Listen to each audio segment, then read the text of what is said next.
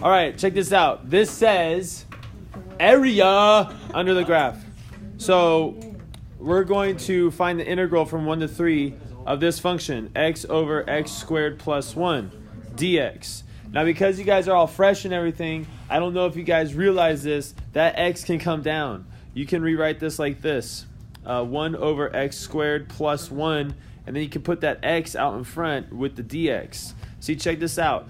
The denominator is usually, not all the time, but usually the one that you're going to make u. So u equals x squared plus 1, and then du equals 2x plus, actually nothing, dx. Okay, so that's what I got, and I see the u. Okay, no problem. I could take this guy out, and I could put u in its place. And then I see, ooh, look, this says 2 dx, but I only see a 1 dx. So how do I get rid of that 2? So I'm going to go 1/2 to both sides. Now I see my x dx. I see an x dx right there also. I'm going to take that out, and I'm going to put in 1/2 du instead. You guys see how I'm just subbing it out right there? All right, now let's clean it up a little bit. I'm going to write 1 over u. Actually, don't write 1 over u. Let's write u to the negative 1. Oh, that still doesn't work. And then I have 1/2 out in front, and then du.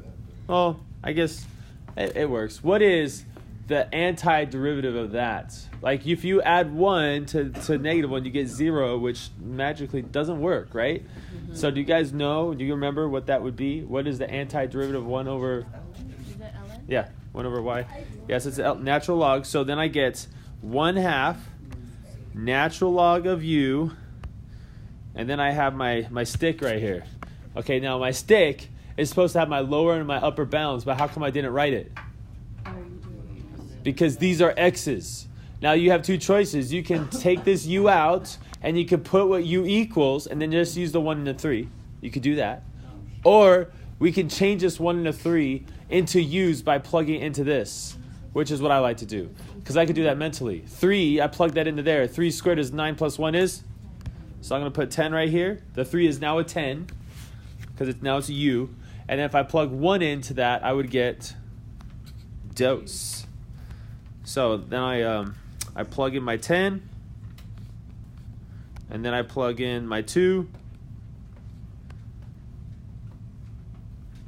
and that answer is gravy in calculus.